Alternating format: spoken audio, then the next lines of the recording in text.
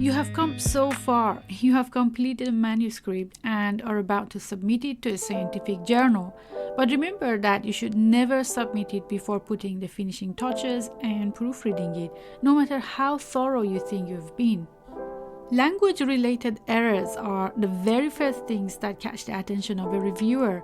Even if you have conducted great research and obtained important results, if the reviewers cannot understand you and your arguments, your manuscript is very likely to get rejected or returned back to you for thorough proofreading. Before you hand over the fate of your paper to spell checkers and autogrammar correction software, there are several important points you need to consider. For one thing, the online or desktop auto text correction software cannot find all types of mistakes, especially when it comes to long and complex discussions on specialized topics. Academic texts are full of terminology and new terms are coined frequently. If the automatic tools cannot recognize the terms and the relationship between various words, then they are even likely to give you wrong suggestions. These tools are mainly meant for minor and surface level mistakes such as very obvious spelling and grammar errors. Then comes the issue of the writing styles of individual academic writers from non-English backgrounds, assuming that you're only interested in publishing in English. By far, the biggest challenges for non-English speaking writers who want to publish in English are language-related issues. Regardless of their proficiency levels, both EFL or English as a foreign language students and ESL or English as a second language students find writing scientific text in English challenging. My suggestion for these students is that it is always preferable to write short sentences with basic vocabulary and simple grammar that can convey the meaning accurately than writing long elaborated sentences with many mistakes which make the text difficult to understand for the reviewers. One strategy that I have taught many students with lower English proficiency is writing your text as if you're trying to explain it to a 10-year-old child. If you can convey your argument to a child, then you have fully understood it. The reviewers will also appreciate it. If you have covered my previous lectures about lexical density and diversity, you remember that you can use a variety of vocabulary and a dense format of writing even with simple syntactic structures to make your text easy to understand for a general audience. Over the years, I've also noticed that most EFL students make the same or very similar mistakes that lead to a rejection, mainly due to the incomprehensibility of their texts. One major cause is that they think in their first language and then they try to translate their thoughts into English.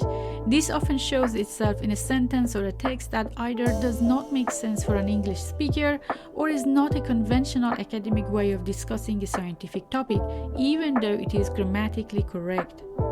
If you've been told so by your supervisors or reviewers, then it's time to spend more time reading many journal articles in your field to get a feel of the correct way of conveying your argument. The aim is to make your text make sense for an English-speaking audience without resorting to translating your thoughts. This is by far the best way. Another useful way is to ask your supervisor or colleagues to let you know which parts of your text are incomprehensible and why. Over time, you will notice a pattern, and it will be easier to correct yourself if you know you are repeating the same mistakes. In practice, however, it is not always easy to ask a favor from a colleague or an English-speaking friend as they have their own responsibilities. You can seek the assistance of a professional proofreader, especially someone familiar with your field of study. Ask them to give you informative feedback about the reasons that such and such area is incorrect rather than simply correcting you. Collect their points and suggestions in a separate document and review them before writing your next manuscripts. After writing a few articles this way, you will be able to write your articles without depending on proofreaders' feedback. The next point is to always submit a well-formatted document that is easy on the eyes, visually more pleasing, and is more likely to leave a good impression on the reviewers. Avoid long, chunky paragraphs containing multiple arguments. Break your text into smaller chunks that are easier to read. End each paragraph when you have conveyed the main point, even though it becomes only 2 sentences. Consult the journal's writing style, and if it allows you, justify your text, slightly increase the line spacing, use the bold type instead of single quotes for emphasis, and use the italic type to single out a non-English word. Use the same format for all your tables, captions, titles, and endnotes. Be consistent with page margins and the fonts of paragraphs and headings. Finally, pay attention to the citation style in the journal's writing guidelines. With so many online and desktop citation formatting tools, you won't have the excuse to hand over a non-formatted references section. Many reviewers will only give you feedback on the content and some language issues and leave the formatting of the references to you. A bad habit is not to double-check the accuracy of your reference entries, and as a result leave out fully citing the works you have used in the body of your article or add a reference entry that you've not used in your article. Always take a few hours or a day to clean up your text, and remember that a first good impression is the best impression.